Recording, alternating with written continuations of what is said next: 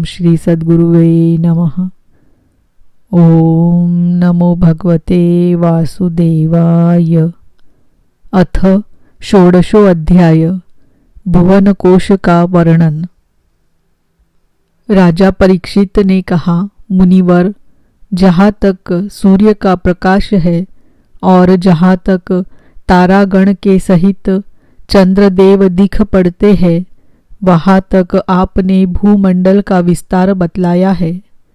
उसमें भी आपने बतलाया कि महाराज प्रियव्रत के रथ के पहियों की 7 लीकों से 7 समुद्र बन गए थे, जिनके कारण इस भूमंडल में 7 द्वीपों का विभाग हुआ।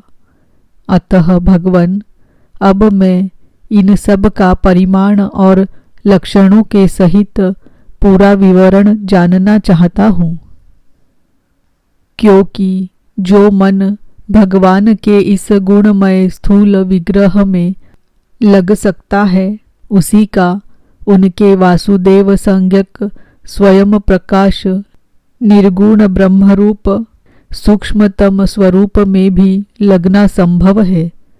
अतः गुरुवर, इस विषय का विशद रूप से वर्णन करने की कृपा कीजिए। श्री शुकदेव जी बोले, महाराज, भगवान की माया के गुणों का इतना विस्तार है कि यदि कोई पुरुष देवताओं के समान आयु पा ले तो भी मन या वाणी से इसका अंत नहीं पा सकता। इसीलिए हम नाम, रूप, परिमाण और लक्षणों के द्वारा मुख्य मुख्य बातों को लेकर ही इस भूमंडल की विशेषताओं का वर्णन करेंगे। यह जम्बूद्वीप जिसमें हम रहते हैं, भूमंडल रूप कमल के कोश स्थानीय जो 7 द्वीप है, उनमें सबसे भीतर का कोश है। इसका विस्तार 1 लाख योजन है और यह कमल पत्र के समान गोलाकार है। इसमें 9 हजार योजन विस्तार वाले 9 वर्ष है, जो इनकी सीमाओं का विभाग करने वाले 8 पर्वतों से बटे हुए हैं। इनके बीचों बीच ईलावृत नाम का 10वां वर्ष है, जिसके मध्य में कुल पर्वतों का राजा मेरु पर्वत है। वह मानो भूमंडल रूप कमल की कर्णिका ही है। वह ऊपर से नीचे तक सारा का सारा सुवर्णमय है और 1 लाख योजन ऊंचा है। उसका विस्तार शिखर पर 32,000 और तलेटी में 16,000 योजन है तथा 16,000 योजन ही वह भूमि के भीतर घुसा हुआ है, अर्थात भूमि के बाहर उसकी ऊंचाई 84,000 योजन है। ईलावृत वर्ष के उत्तर में क्रमशः नील, श्वेत और श्रृंगवान नाम के 3 पर्वत है, जो रम्यक, हिरण्मय और कुरु नाम के वर्षों की सीमा बांधते हैं। वे पूर्व से पश्चिम तक खारे पानी के समुद्र तक फैले हुए हैं। उनमें से प्रत्येक की चौड़ाई 2000 योजन है तथा लंबाई में पहले की अपेक्षा पिछला क्रमशः दशमांश से कुछ अधिक कम है। चौड़ाई और ऊंचाई तो सभी की समान है। इसी प्रकार ईलावृत के दक्षिण की ओर एक के बाद एक निषध, हेमकूट और हिमालय नाम के 3 पर्वत है। नीलादि पर्वतों के समान ये भी पूर्व पश्चिम की ओर फैले हुए हैं और 10-10 हजार योजन ऊंचे हैं। इनसे क्रमशः हरिवर्ष, किमपुरुष और भारतवर्ष की सीमाओं का विभाग होता है। ईलावृत के पूर्व और पश्चिम की ओर उत्तर में नील पर्वत और दक्षिण में निषध पर्वत तक फैले हुए गंधमादन और माल्यवान नाम के 2 पर्वत है। इनकी चौड़ाई 2,000 योजन है और ये भद्राश्व एवं केतुमाल नामक 2 वर्षों की सीमा निश्चित करते हैं।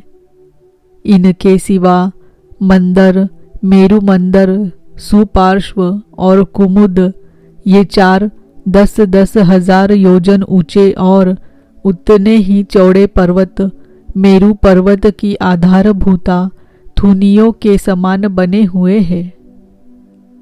इन चारों के ऊपर इनकी ध्वजाओं के समान क्रमशः आम, जामुन, कदम्ब और बड़ के 4 पेड़ है। इनमें से प्रत्येक 1100 योजन ऊंचा है और इतना ही इनकी शाखाओं का विस्तार है। इनकी मोटाई 100 योजन है। भरत श्रेष्ठ, इन पर्वतों पर 4 सरोवर भी है जो क्रमशः दूध, मधु, ईख के रस और मीठे जल से भरे हुए हैं। इनका सेवन करने वाले यक्ष, किन्नरादि उपदेवों को स्वभाव से ही योग सिद्धियां प्राप्त है। इन पर क्रमशः नंदन, चैत्ररथ, वैभ्राजक और सर्वतोभद्र नाम के 4 दिव्य उपवन भी है। इनमें प्रधान प्रधान देवगण अनेकों सुर सुंदरियों के नायक बनकर साथ साथ विहार करते हैं। उस समय गंधर्वादी उपदेवगण इनकी महिमा का बखान किया करते हैं। मंदराचल की गोद में जो 1100 योजन ऊंचा देवताओं का आम्र वृक्ष है, उससे गिरि शिखर के समान बड़े बड़े और अमृत के समान स्वादिष्ट फल गिरते हैं। वे जब फटते हैं तब उनसे बड़ा सुगंधित और मीठा लाल लाल रस बहने लगता है।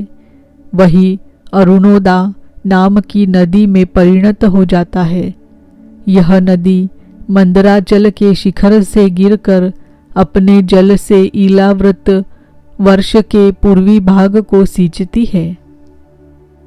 श्री पार्वती जी की अनुचरी यक्ष पत्नियां इस जल का सेवन करती है। इससे उनके अंगों से ऐसी सुगंध निकलती है कि उन्हें स्पर्श करके बहने वाली वायु उनके चारों ओर 10-10 योजन तक सारे देश को सुगंध से भर देती है।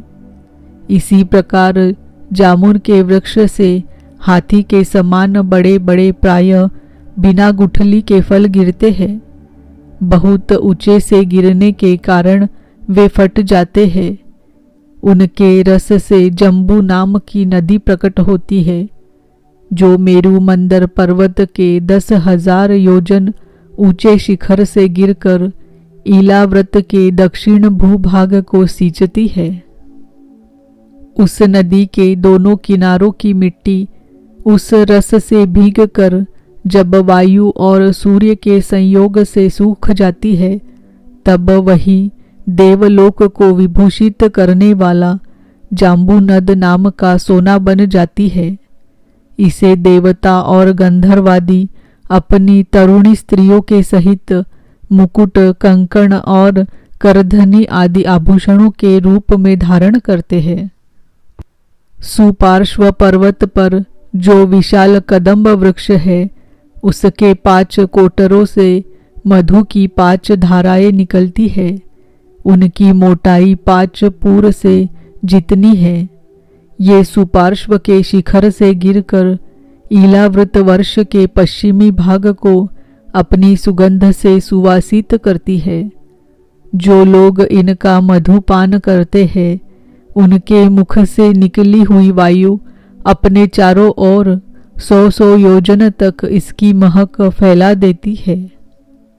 इसी प्रकार कुमुद पर्वत पर जो शतवल्श नाम का वटवृक्ष है, उसकी जटाओं से नीचे की ओर बहने वाले अनेक नद निकलते हैं। वे सब इच्छानुसार भोग देने वाले हैं। उनसे दूध, दही, मधु, घृत, गुड़, अन्न, वस्त्र, शैया आसन और आभूषण आदि सभी पदार्थ मिल सकते हैं। ये सब कुमुद के शिखर से गिरकर ईलावृत के उत्तरी भाग को सींचते हैं।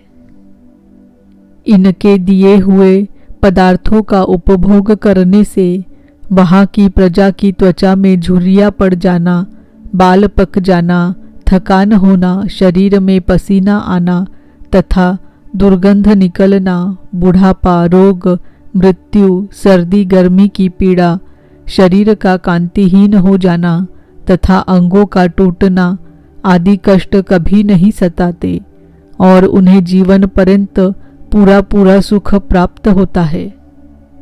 राजन, कमल की कर्णिका के चारों ओर जैसे केसर होता है, उसी प्रकार मेरु के मूल देश में उसके चारों ओर कुरंग, कुरर, कुसुंभ, वैकंक, त्रिकुट, शिशिर, पतंग, रुचक, निषध, श्रीनिवास, कपिल, शंख, वैदुर्य, जारुधि, हंस, ऋषभ, नाग, कालंजर और नारद आदि 20 पर्वत और हैं। इनके सिवा मेरु के पूर्व की ओर जठर और देवकूट नाम के 2 पर्वत हैं, जो 18,000 हजार योजन लंबे तथा 2,000 हजार योजन चौड़े और ऊंचे हैं। इसी प्रकार पश्चिम की ओर पवन और पारियात्र, दक्षिण की ओर कैलास और करवीर तथा उत्तर की ओर त्रिशृंग और मकर नाम के पर्वत है। इन 8 पहाड़ों से चारों ओर घिरा हुआ सुवर्णगिरी मेरु अग्नि के समान जगमगाता रहता है। कहते हैं मेरु के शिखर पर बीचों बीच भगवान ब्रह्मा जी की सुवर्णमयी पुरी है, जो आकार में समचौरस तथा करोड़ योजन विस्तार वाली है। उसके नीचे पूर्वादि 8 दिशा और उपदिशाओं में उनके अधिपति इंद्रादि 8 लोकपालों की 8 पुरियां हैं।